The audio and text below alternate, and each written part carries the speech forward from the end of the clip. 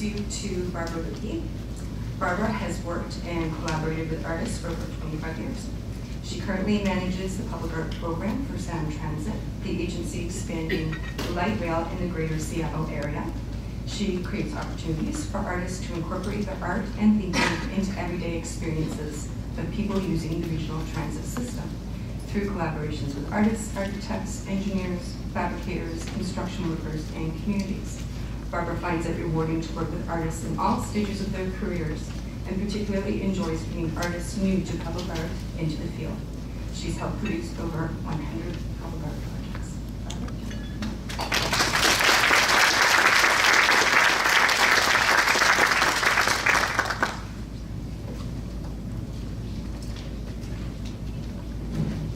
And also joining us today, I have the pleasure of introducing Helena Gordova. Helena is the Director of Urban Design and Culture at Workshop Architecture. She's an urban designer, cultural planner, public art curator. Helena is a member of the Creative City Network of Canada's Public Art Network Advisory, the City of Toronto's Public Art Commission, Art Consultants Canada, and the Royal Architectural Institute of Canada. Helena has been assisting partners in art in developing Landmarks 2017 since January 2015, and she'll be talking about that later this week. Helena, please come.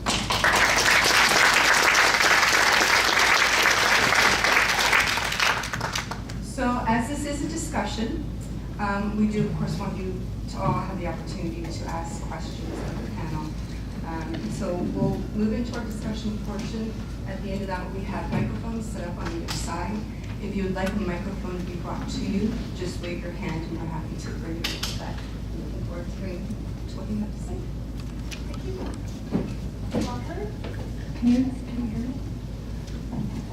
Because I have to lean down a little bit to talk here. I'd just like to start by asking each of you, just as a way of an introduction, how do you feel public art in transportation environment is different than other kinds of public art sites? Lynn? Oh, and can you hear me? Is this, am I close enough to the mic? Okay. I guess two things come to mind. One, more than even other sites that we pass by every day, there's a real repeated audience. There's people that are there just one time, and like today, me in City Central. But, and other times that like people are coming twice a day, 5 days a week. I think that just even that experience, it's maybe a good place for changing our platforms, or it's not a good place for that one-time surprise. So I think you have to think about that audience that are sometimes happy, not always, sometimes tired, just kind of what you're dealing with in terms of that. But I think more than that, I think more than other art sites, the kind of plop art model doesn't work in the same way where kind of you have a decision that you're going to put the public art right here and nowhere else. I think there's a lot more opportunity in these projects to allow the artists to figure out whether it is, a lot of the projects I'm working on for the Toronto Transit Commission, we're dealing with 14 subway stations right now that are getting new elevators and second exits, and so they're in existing sites, and we're putting public art into these sites. And so, in that case, the artists, we're really giving wide parameters for allowing the artists to decide where they're gonna do, rather than, at first there was some thinking of choosing walls that they would work on, and we really stayed away from that. But I think in new lines, even more so, you can really allow that. And I think showing your example, the second example particularly, your ability to really decide on where, because I think artists have ideas not just about a form, but actually kind of more the experience of people in transit sites. Hi, it's really great to be here. I hope you can hear me okay. I've got kind of a little voice. I would agree with Helena's ideas about that as far as needing to give people a lift during their commuting hours. But I would also say, at least in the case of Seattle's light rail system that we're building out, it's a scale issue too, that these are some of the biggest sites that an artist will ever have a chance to work on. Our stations are built for 4-car trains. They're often either elevated or underground stations. They're new facilities. And even as you saw Jill talk about how big Immerse is that just got installed, it feels appropriately sized and nestled into a 40-foot stairway. But it's like a thumbprint on the plaza, an appropriately placed thumbprint, but they're enormous, big projects.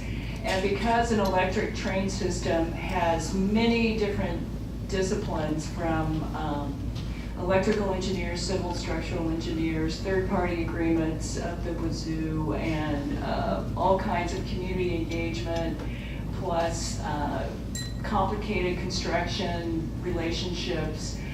These are some of the most complicated projects many artists will ever work on. And my colleague and I, the art program, try to insulate the artists from that by and large.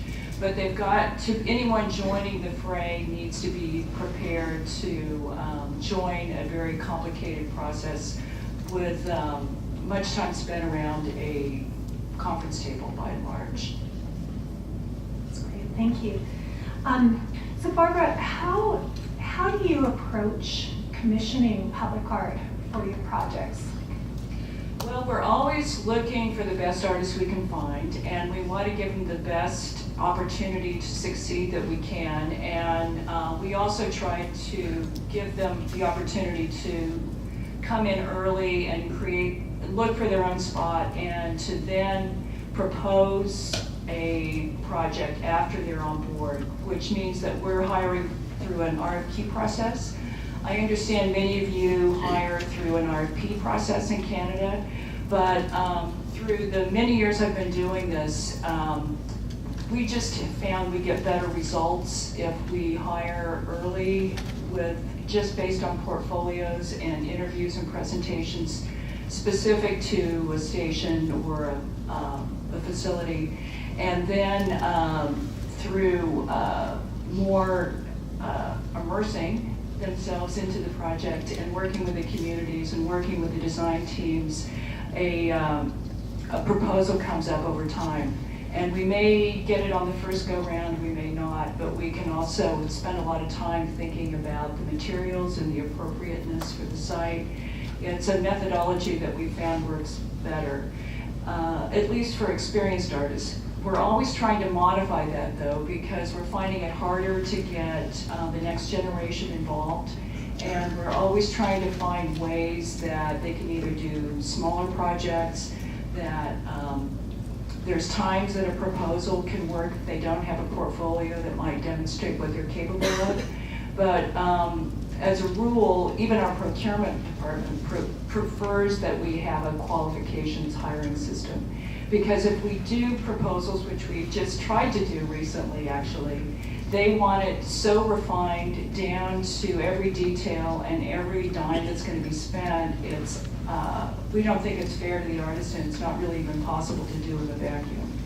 That's great. I mean, Alana, you've worked more in, obviously, your projects in Canada. So and I know from my experience, most of our projects here tend to be RFP process. So how are you approaching commissioning artists these days? Yeah, and the three of us have talked about this a bit about kind of the idea of commissioning public art and how a lot of policies in Canada require this two-step process of the initial kind of qualifications and then proposals, which I really try to, when creating public art master plans for different cities, like try to allow more flexibility in the policy itself so that you're not doing that. But for example, kind of some of the places we tend to get hired as a consultant, we're hired, the policy's in place, a lot of decisions are already in place. And so particularly when you ask about commissioning for transit-related projects, in one case when we were working on a concept plan for a large LRT project in Toronto, there's already this idea that people said, okay, so we're going to have art, and like you think you have 7 stations or 14 stations, there's going to be 1 artist per station, and these kind of decisions, people go on autopilot and make decisions before they even know they're making decisions. And sometimes when we're hired as a consultant, we find that we're answering, because I have to answer an RFP to get the job, we're already answering something that's really been, a lot of those decisions have been made and set, rather than thinking, we need art, there's a certain potential budget that's already associated with that, if there's capital project budget, to start with goals and to say, what are we actually trying to achieve, and then work backwards. Like, for example, Eglinton LRT, which was the concept plan that I worked with on a big team with other landscape architects and planners. we looked at the station, and in the end, we didn't get the second part of the project, but we looked at the station and said, there's so many different stations in different types of neighborhoods across, rather than worrying about each station highlighting the differences between along the line, to have one artist really work at, or a curated call, where a curator would be hired with, with a pool of artists to look at making a kind of a standard, or something that would connect all the stations. So the constant would be the art, and that would really bring up the different sites and contexts along the way. So I think it's a very different approach than a lot of times we think that the station, the art needs to really reflect exactly what's around the station. And I think, just kind of sometimes playing with that and being a bit more flexible in our approach, I think is really important. And I think even more particularly for transit or for all projects. That's really interesting. So you didn't receive the project because you proposed this? No, we were hired. You always kind of get hired for different phases. So we were hired for the concept phase, Yes. and we were shortlisted and interviewed for the next phase in another firm one, and it actually in between, it was the City of Toronto was on board with the Toronto Transit Commission, and the project went to Metrolinx, which is the kind of a regional transit. So a lot of changes were made. So it was more just different thinking, and it went from a normal design bid build to a design, I think not even design build, it was like a private-public partnership. So it wasn't so much that, I think a lot of different things were in the shuffle there. Gotcha, yes. Barbara, have you had that opportunity that you are able to think about multiple stations, or think about a whole line rather than individual stations as they come up? Yes, and we sometimes handle it, we strive to do it much like Helena was talking about, but so to back up, yes, we do. In fact, we're doing 14 miles from downtown out to the Microsoft campus in Redmond in Seattle right now, and another 7 stations north of Seattle, and another 4 south, plus a streetcar line in another town and some other commuter lines.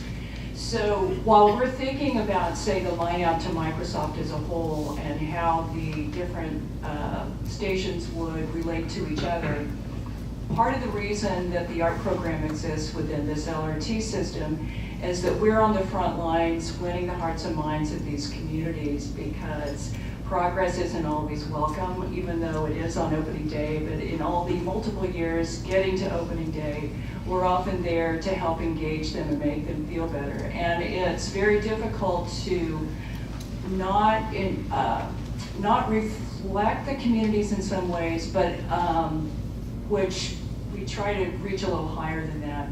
We're trying to find something that's appropriate for those neighborhoods. And it's a very lively discussion sometimes, because those neighborhoods are in the course of great change, and they're either changing right now, which makes them a good candidate for a light rail station, or they're going to be changing by the time opening day happens, or they're just changing because Seattle's changing. And there's great density coming. Most of the older established neighborhoods feel that there's whole new populations that are coming, that either it's just the natural turnover as one generation passes to nursing homes and young families come into a neighborhood, or there's new residents from all over the world coming for the tech companies, or there's just immigrants coming from all over, or there's just people coming to Seattle because they've heard there's stuff going on there. So there's more density coming, and all these neighborhoods that we're working in, we're engaging them in a question about who do you want to be, not today, but in 7 years from now, and carrying forward for many years to follow after that. And it can be a very tender discussion to bring that up, because there's a strong movement towards localism that's stronger than I have ever heard it be in 20 years of doing this work. And it's not something people can even answer very well about what it means, of who's really speaking for what is local, or how long you need to live in a neighborhood to be local. But they're feeling their lives are just a little bit under siege, and they want artists to help them deal with that somehow. It's really interesting. I mean, it's also interesting just defining community in these sites where things are changing so quickly. Well, and I would also add, some of the neighborhoods we're in are long-established neighborhoods, and so we're having a lot of change, but then there's like the one that where you just worked, where we're kind of helping bring that neighborhood, And an artist came on to build the art plan because there wasn't a lot of deer there, even though their city government wanted there to be a lot of engagement and a lot of study about what place could be. So the additional artist that was working on the process had spent a lot of time helping think through what the possibilities were. And they had, as part of their local city code, that there would be an architecture and art theme to the station. No one knew how that would be derived or what a good theme would be. So the other artist got assigned to that, and that was what the environment in motion theme was a result of her planning process that then followed into your project and then followed into the architecture. Right, interesting.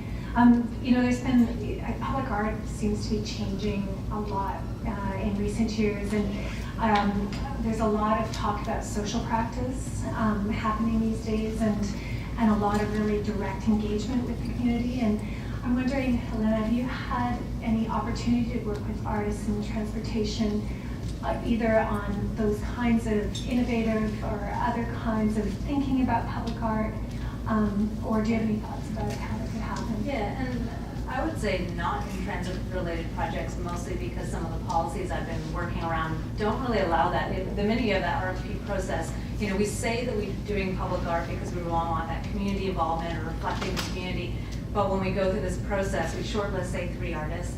We have 1 community member on the jury, so it's like, oh, make sure that someone in the jury lives in that ward, And then the artist is not allowed to talk to people in the community. They're not even allowed to talk to us and the members of the jury. And so they're guessing what the community is about, what the community wants. Maybe they can go and interview some people there, but they can't work in any real engaged way over a long period of time with the community before they have to say what their artwork looks like. And so I really think we're thwarting that by always having, and I think there's times to have it. I think it should be one way we commission artists is through that, whether it's transit or otherwise. But right now I've been working on a project which I will, if anyone's interested, talk about tomorrow at 10:45, called Landmarks, and it's really, it's one of Canada 150 signature projects, and it's really engaging. We did an open curatorial call, and the curators selected the artists, so kind of a way of not, I guess I don't think there's a lot of curation in public art. Like we select artists, and then often, we have an uncomfortable relationship. We're often called public art coordinators. So, uncomfortable relationship of kind of maybe telling the artist or kind of challenging the artist a little bit more. But in this project, by hiring the curators through an open call, we were then allowed to let them select artists as they do in gallery settings all the time. And they're going to be working in 15 Parks Canada sites across the country next year, and really engaging with communities in different places, Cape Breton Highlands to Tuktoyaktuk, and all over the place. And I think that's been really kind of interesting in seeing this process and being involved in that, especially comparing it to the kind of more public sector, public art work that we do and what may be sometimes missing. Barbara, have you had an opportunity, any sort of different way of, or innovative way of working with community or innovations in public art? We're trying to devise a system kind of like what you're talking about, but we haven't quite got it pulled off yet. But we have had an artist on board, one corridor we call it, that's going north of 4 suburban cities, that she went in and did some her own interpretation of historical research, and it turned it into a slideshow that has been a great conversation tool as we've gone around and tried to get the community engaged prior to getting any artists hired. And it's been very useful in helping people remember what might be important to them about their community, so that it's helping us shape who maybe the right fit for the neighborhood would be without requiring them to make a historical referenced artwork, because we think that we can do something that's a little more engaging to a little broader public. But it's also very informative about who they are, and it's been a useful tool in helping them go, yeah, it's like, we hear people say, I like that memory, or I want more of that or less of that. So it's been a very good engagement tool in that way. There was another project, though, that served as kind of a living social practice. There's a neighborhood in Seattle called Capitol Hill that's one of our densest neighborhoods where you can really live without a car, and it's where an underground station just opened in March.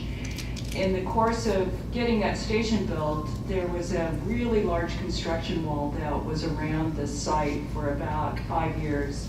And it was right in the middle of a retail core during the economic downturn, and so there was a lot of anxiety about whether those businesses were going to be able to survive. It was right on the edge of a regional park that has a lot of draw, and there was a lot of concern that this wall was going to be just ugly.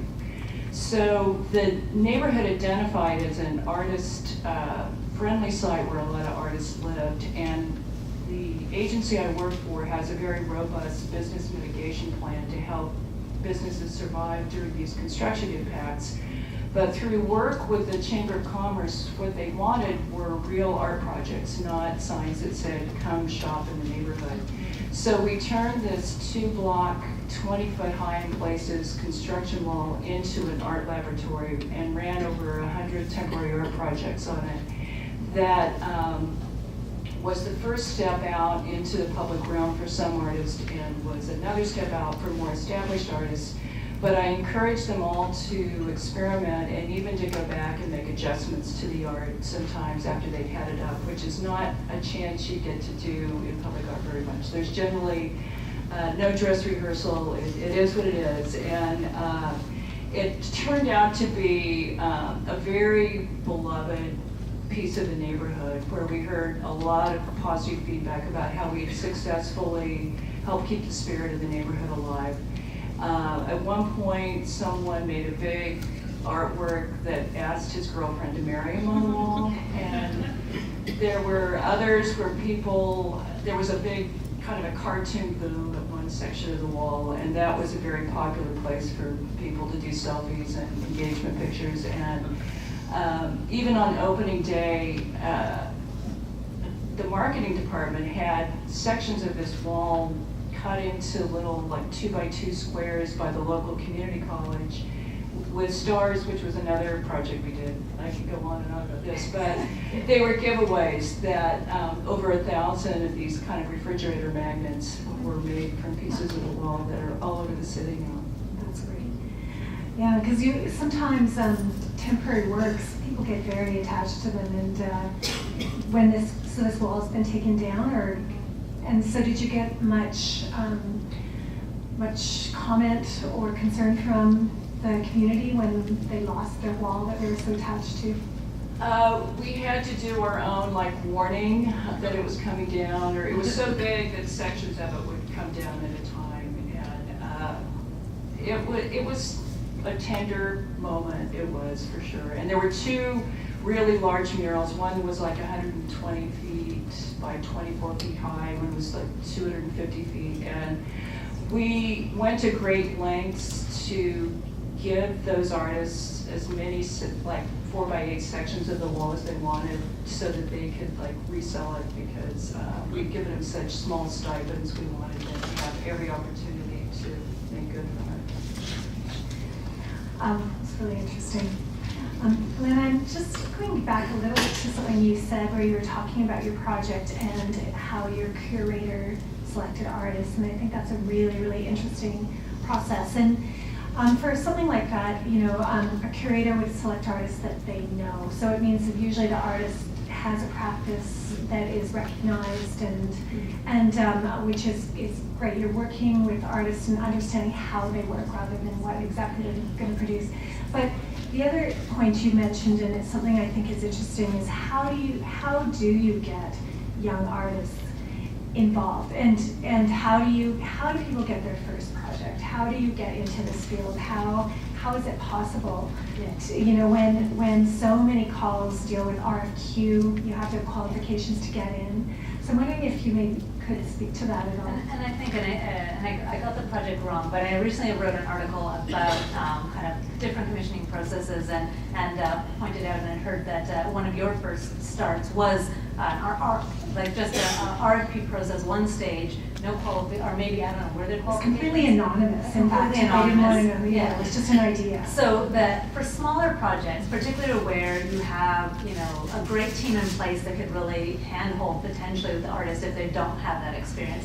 You know, and I know Edmonton, I think I can't remember, I know Catherine's here.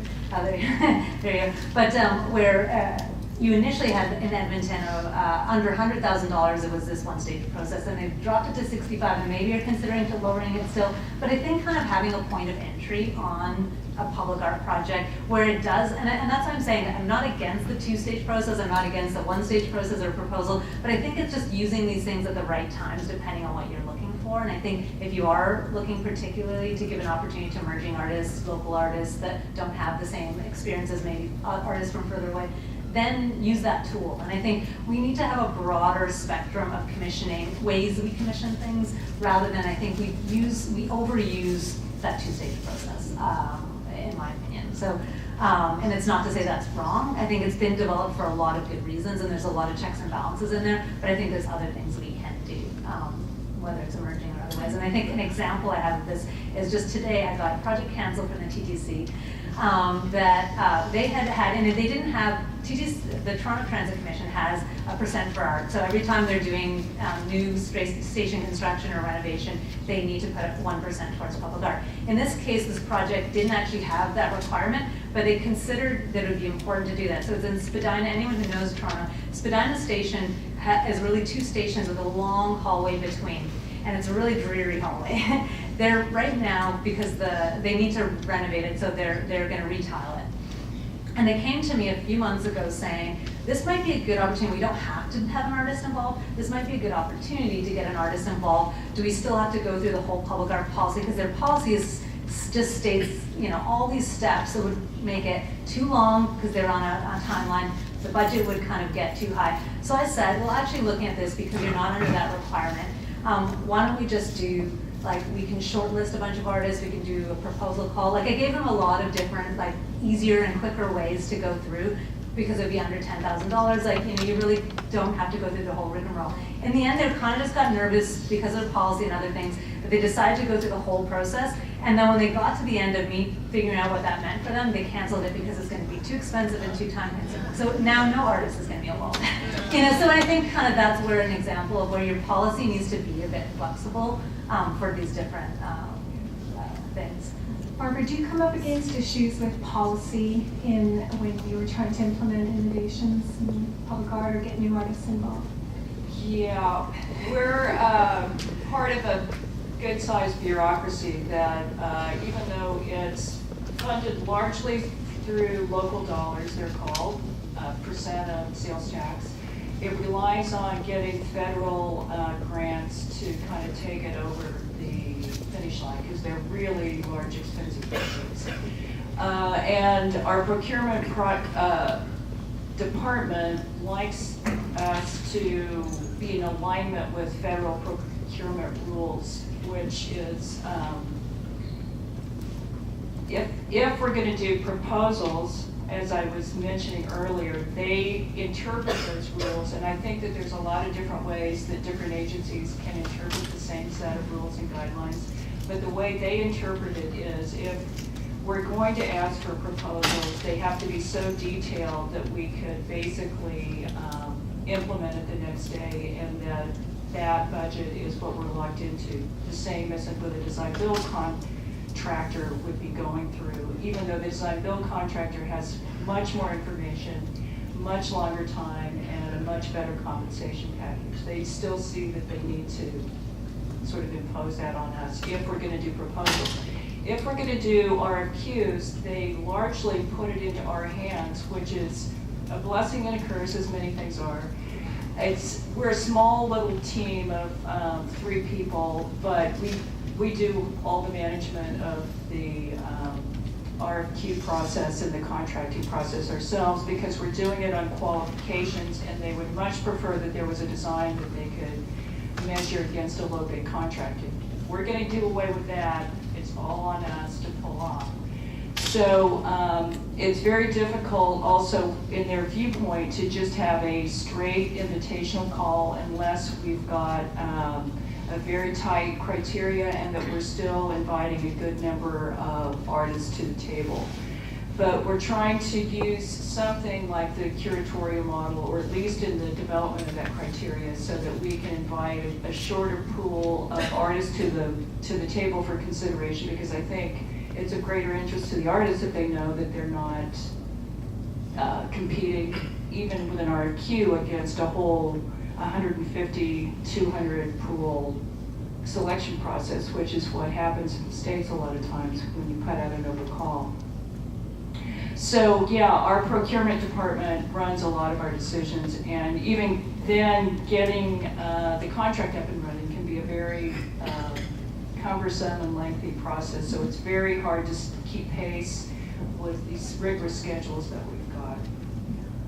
Yeah, I think one of the big issues I know from my own perspective is really timing. You know, how quickly can you get an artist on a project, and particularly if it's an artist who wants to work in an integrated way, you know, the earlier the better. And certainly the project we had was very unique in that. I've never been that early. But so often it seems that even for design team opportunities, that by the time the artist is actually engaged, the project's so far along that the opportunities get more and more limited and more difficult. And I guess that perhaps has to do with when does the money become available, or what are the policies. Can you think of any ways around that? Any ways that you could actually get artists involved earlier in a project or in a process? And, I have an example of that. When I worked in England back it was 2007, I worked on a project called, it actually had two phases. One was called Project, and one was called Artists in Places. It was with Arts Council England. I worked for the English government for a Commission for Architecture and the Built Environment, and we were partnered together where it was a pilot to pay for artists' time to work on giant redevelopment projects. So like a redevelopment site like Canary Wharf, like, you know, like really giant sites. And the artists, so Arts Council England paid for the artists' time really early on, working with the developer, the architects, the different people on the master planning stage. So not even when there's a building involved. And it was an experiment, and so the developer got basically this free time to the artist and got some money compensated for the other designers on the team to put that extra time in. But there was no budget for making artwork. So it was an experiment to say, bring the artist in and see if their thinking can infuse this area. It was kind of almost like an artist in residency program for how the artists work on site with community members and things like that. And there was, because it was a pilot, there was ones that went well and ones that didn't. We found kind of different, and there's actually a whole, out of that process, we created an evaluation and printed a document about that. But we found that actually sometimes it just infused the whole thing, and I think kind of your example of showing how maybe the designers actually kind of picked up too much on your ideas. And but is that like, and I guess the question at the end was, does there need to be a thing at the end, right? Like, is the process okay, and can it infuse thinking? For example, one of the artists really got the whole master plan team, they're always looking at like, going by photos and what things are there. And I was like, let's do a sound walk of the site. And they started to realize, and they kind of actually changed their approach based on this artist thinking of just a different way to look at master planning. And so there had huge effects on that. We could point to them, and the artists could show kind of what happened differently, or the architects and everyone said what happened differently because of them, but there wasn't a thing at the end. So I guess kind of that's part of, like, in public art, we're very worried about the object at the end. And I don't know that sometimes like we're needing to kind of answer to taxpayer money or whatever that is. You know, can we get away from that? Is the process enough, you know, to say that you're actually uniting community, or you're getting different voices in that development discussion on early stage, people who don't have their voices in there? Like, I guess kind of that's some of the questions that I have about what the role of public art could be, rather than only, and it's not to say that this, to get away from that, only having a gallery at the end. I think are there other things? And I think some of the artist practices today are more, there are more artists that are interested in that social aspect. So that's really, really interesting. Margaret, have you had any experience at all? Alternate involvement times. Gonna think for a bit. Well, when this agency's fairly young, and when it was just getting established in around 2000, they brought lead artists on board for the light rail line, the heavy commuter line, and the bus line to really look holistically at the system and to set up best practices, to help with some early curation, to kind of set a tone and instill this belief into the system that this was really valuable. And I'm still getting the benefit of that to this day because it's a heavily engineer-led organization, and to get them to understand the value of having a different perspective at the table it really helps them, but it can be challenging to do, but they're also kind of a classic everyman. If they can value it and see why it's important to have it there, you know that it's probably going to be really well accepted by the public. Yeah, absolutely. And in my mind, it's all to do with timing. Because there are projects that happen, and I had a very recent experience where I was brought on as a design team artist, but too late. And a design team artist that there was not meant to be a built work at the end. That was sort of, but it was so late in the process that anything that I came up with was an added thing to the building, and without budget, it becomes a victim of value engineering and other things. So it was too late to influence the early ideas. I do know that every time we bring an artist onto a project, we invite that kind of collaboration to happen with the design team, but not every design team is created equal, and no matter how we try to inculcate the architects and the engineers, and no matter how many times, sometimes that we work together, it's still a new relationship every time we sit down together, and sometimes it's going to work better than what we'd hoped, but sometimes we just can't get it off the ground. Yeah, I want to add to that. That was one of the things through the 4 years of this pilot I was involved in England. We had done some what are the successes and failures and what do we need to do differently. And we found that where the artists and the design team self-selected, whether it was, in some cases, one was selected first and the other, sometimes it came together and were, on the project together already at the beginning. It worked out a lot better than where there was what we called the arranged marriage between them, where they didn't know each other, they were put together. Sometimes it worked, but sometimes there was a little more animosity. And if one was hired a lot earlier in the project than the other, there could have been, so there were a lot of things that we kind of put out as points of, in the future to do this, to get artists on the design team, this is what works better. And also that the artist themselves doesn't mind going to meetings. There's different artists that are practicing different and they're interested. You need to go in a lot of meetings. Some artists found that really exciting and interesting. Some of them found that they weren't really, they wanted to go work by themselves in a studio. Right. Or artists that actually really wanted to engage in that process and were more kind of process driven, I guess. So I think kind of getting the right, every artist doesn't want to work that way. And I think that really showed as well. Absolutely, and it's interesting, it seems rare for there to be very many projects where they ask for a team to come with an artist already attached, and usually there's separate processes to hire the artist and hire the design team, and then they're forced together, and as you say, that can work, but it can also cause some really big issues, but it's much more common here for that to happen than for a large project to ask for an integrated team. Yeah. Lisa, how are we doing time-wise? Oh. If people have questions, it's probably a good time to explore that. Does anybody in the audience have anything that they'd like to investigate with these three?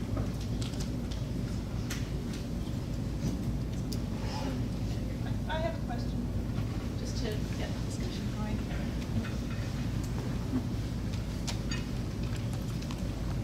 Hi. This is great, thank you. You touched on so many interesting things, and there's just such a variety of ways of getting artists involved in making public art.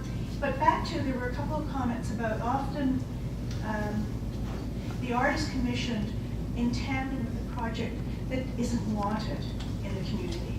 And so many times, well, not so many times, but often the community will be really nasty to the artist or to the art proposal. And is there a way that you can see that you could protect the artist from that kind of reaction, that they're representing like a light rapid transit or changing the community, and suddenly the artist who's been selected is there trying to defend not only their art practice, but also it gives the community an opportunity to say, we don't want this, and therefore we don't want your art.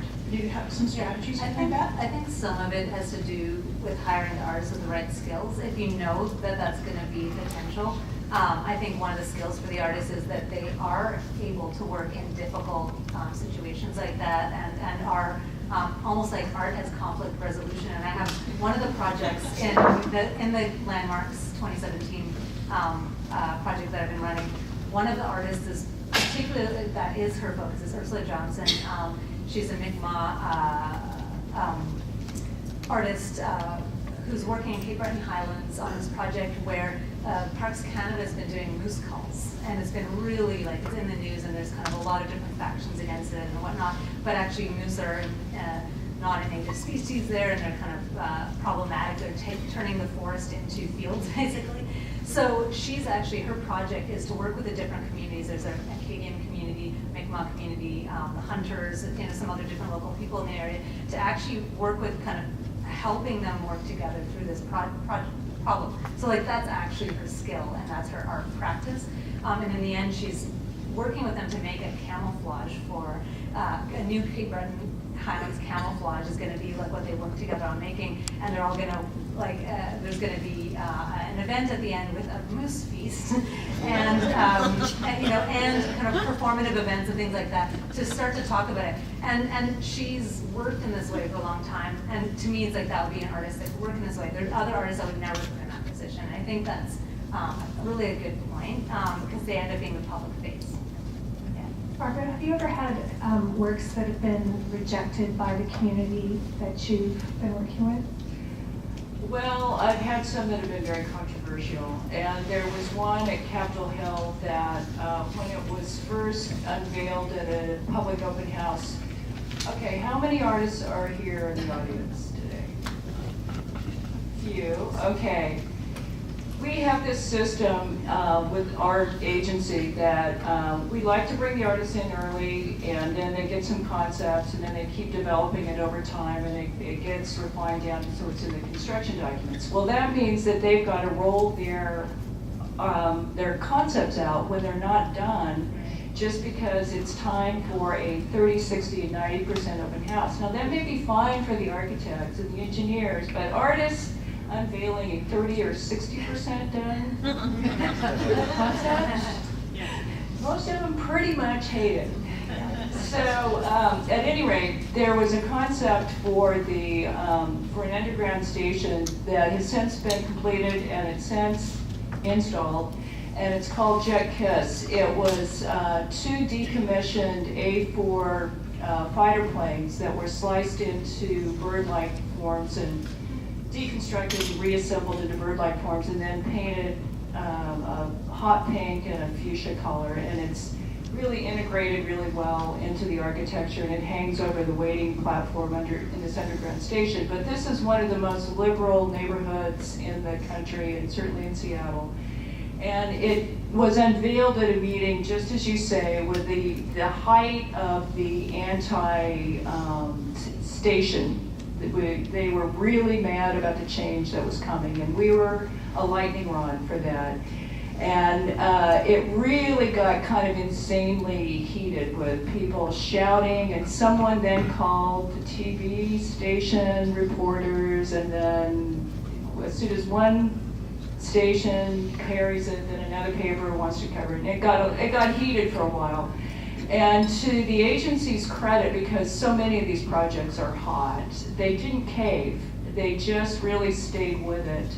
And soon after the heat started, as with any kind of negative public opinion, there's usually a counter opinion that's equally as strong. And so people started writing in unprecedented amounts to support the project. And at one point, to just calm the waters, I had a colleague of mine who often runs artist salons where he picks a topic of conversation and facilitates a kind of multi-viewpoint evening talk. And he helped run this evening when we brought as many different viewpoints together, and people really talked about it in an open, very emotional evening. But at the end of the day, it's been pretty enormously embraced by the neighborhood. And it's part of it is making sure they're not going in alone, and that they know that you've got their back, and they're just hopefully made of fairly stout stuff if they're going to be working in the public realm to start with. So this is an artist named Mike Ross, and we've become great friends over it. And this is a multi-year project, like many of these are, and he will openly talk about how it was a pivotal point in his career, just standing and taking it and understanding how emotional these projects can be for the public. And that when we're getting in touch with something so hot, that's kind of where the great dialogues happen too. And we need to be able to step towards it and not step away from it. And make sure that we're hearing all viewpoints and trying to get the concerns out and trying to get a way forward through it. Does anybody else have any other questions? Comments?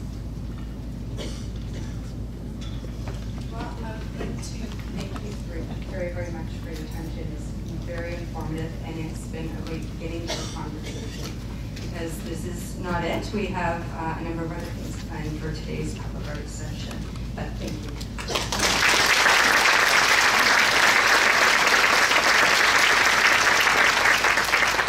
So we are going to have a little bit of a break, and I'd like to thank